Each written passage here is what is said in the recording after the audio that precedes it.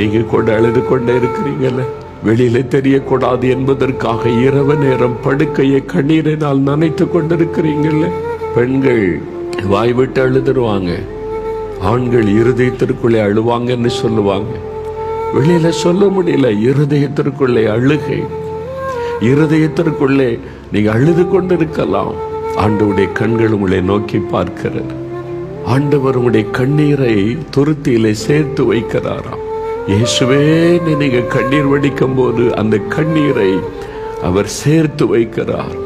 ஒரு பாட்டில், ஒரு பாத்திரத்தில் பரலோகத்தில் உங்களுடைய கண்ணீர் சேர்த்து வைக்கப்படுகிறது. உங்களுடைய கண்ணீர் விலையேறப்பட்டது ஆண்டவருக்கு முன்னாலே. அவரை பார்த்து நீங்கள் கண்ணீர் வடிக்கும் போது, இயேசுவே நீ கண்ணீர் வடிக்கும் போது அந்த கண்ணீரை தேவன் சேர்த்து வைக்கிறார், கணக்கு வைக்கிறாராம், புஸ்தகத்தில் எழுதி வைக்கிறாராம். இந்த மகள் இன்றைக்கு இத்தனை சொட்டு கண்ணீர் வடித்திருக்கிறாள், இந்த மகன் இன்றைக்கு இத்தனை சொட்டு கண்ணீர் வடித்திருக்கிறான், இந்த காரியத்திற்காக இந்த ஆண்டவர் சேர்த்து அவர் கணக்கு வைக்கிறாராம். அப்படித்தான் வேதம் சொல்லுகிறது. தாவீதுக்கு, என் கண்ணீரை உம்முடைய துருத்தியில் வைத்திருக்கிறேன், அவைகள் உம்முடைய கணக்கில் அல்லவா இருக்கிறது, நான் எவ்வளவு வேதனையிலே கண்ணீர் வடிக்கிறேன் என்று நமக்கு தெரியுமே என்று கதறுகிறார் ஒரு மனிதர். இன்னைக்கு நீங்களும் அப்படி இருக்கிறீங்களா? நீங்கள் கண்ணீர் வடிப்பதை பார்த்துவிட்டு அமைதியாக இருக்கிற தேவன் அல்ல, உங்களுக்காக பரிதபிக்கிறார். அவருடைய உள்ளம் பரிதபிக்கிறது. ஐயோ, இந்த மகள் அழுகிறாளே, இந்த மகன் அழுகிறானே, நான் அற்புதம் செய்ய வேண்டும் என்று பரிதபிக்கிற ஒரு தேவன், கண்ணீரை களிப்பாய் மாற்றுகிற தேவன். இன்றைக்கு உங்களுக்கு ஆண்டவர் உடைய கண்ணீரை துடைக்கும்படி ஒரு அற்புதம் செய்ய போகிறார்.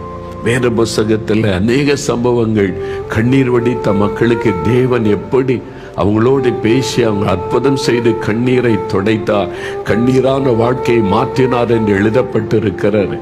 அதைத்தான் நம்ம வசனத்தில் இருந்து இப்ப தியானித்து ஜெபிக்க போகிறோம். முதலாவது, இந்த வேத புஸ்தகத்தில் 1 சாமுவேல் 1ஆம் அதிகாரம் 10வது வசனத்தை வாசிக்கும் போது, அன்னாள் என்கிற ஒரு பெண் அவள் தேவ சமூகத்தில் போய் மனம் கசந்து மிகவும் அழுது கர்த்தரை நோக்கி விண்ணப்பம் பண்ணினாள்.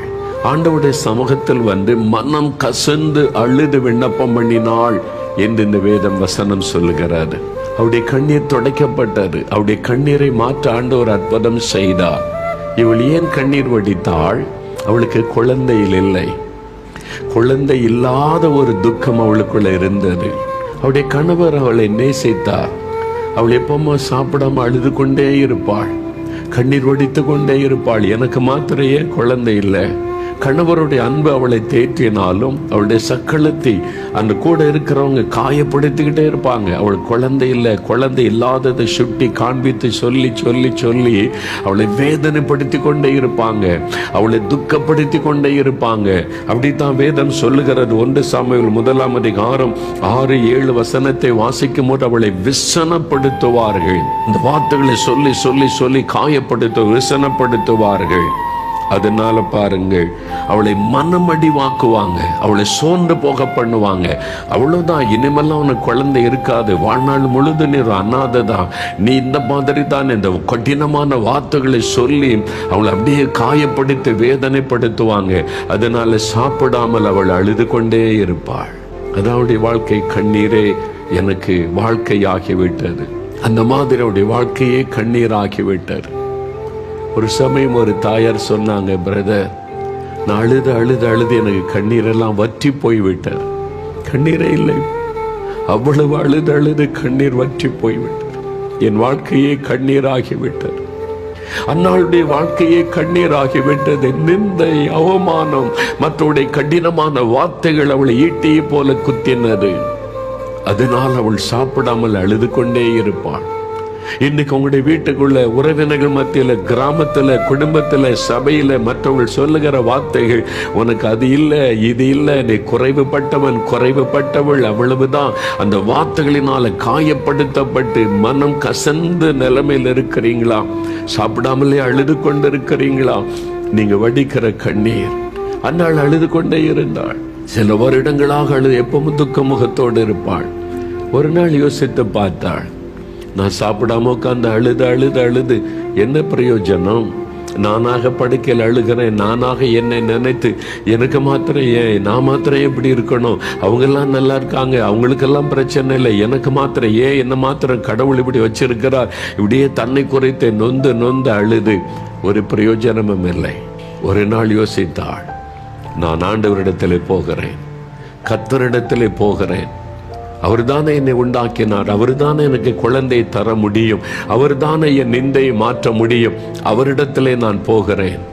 எழுந்து புறப்பட்டு தேவாலயத்திற்கு போனாள், ஆண்டவருடைய சமூகத்துக்கு போனாள். அங்கே போய் அவருடைய பாதத்தில் நின்று மனம் கசந்து அவள் அழுதாள். எப்படி மனம் கசந்து விட்டது. அவள் சொல்லி இருப்பாள், ஒன்று எனக்கு குழந்தையை தாரும் அல்லது என்னை எடுத்துக் கொள்ளும். இந்த நிந்தை அவமானத்திற்கு நடுவில் என்னால் வாழ முடியவில்லை, நிம்மதியாக இருக்க முடியவில்லை, வாழ்க்கை எனக்கு கசந்து விட்டது, மனம் கசந்து விட்டது. அப்படித்தான் அவள் அழுது ஜெபம் பண்ணினாள். வேதம் சொல்லுகிற வெகு நேரம் அழுது கொண்டிருந்தாள்.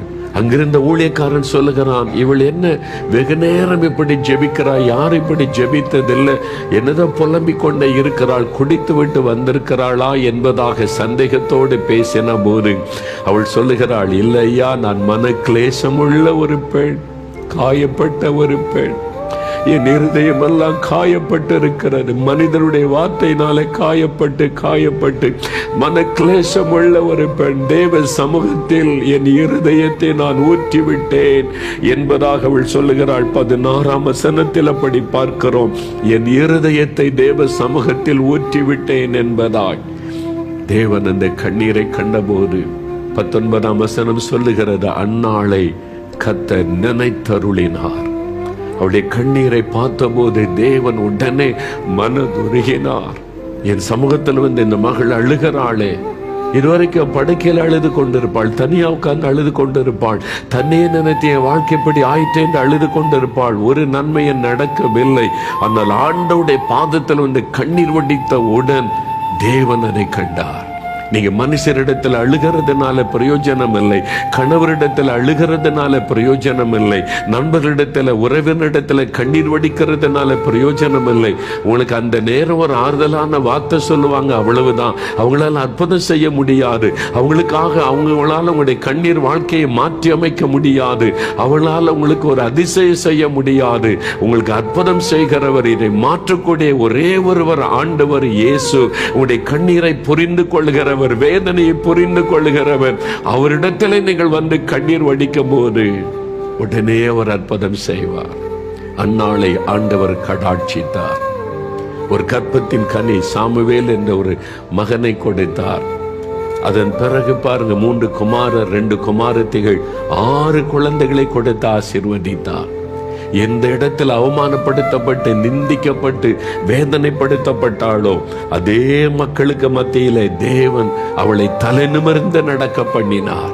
அந்த ஊரெல்லாம் அவளை கேவலமா பேசியிருப்பாங்க, என்ன பாவம் செய்தாளோ, என்ன சாபமோ, என்ன பரம்பரை சாபமோ, இவளுக்கு எப்படி அப்படிலாம் பேசியிருப்பாங்க. இன்றைக்கு 6 குழந்தைகள். அப்படி ஆண்டவர் மகிழ பண்ணினார். உங்களுக்கு செய்வார்.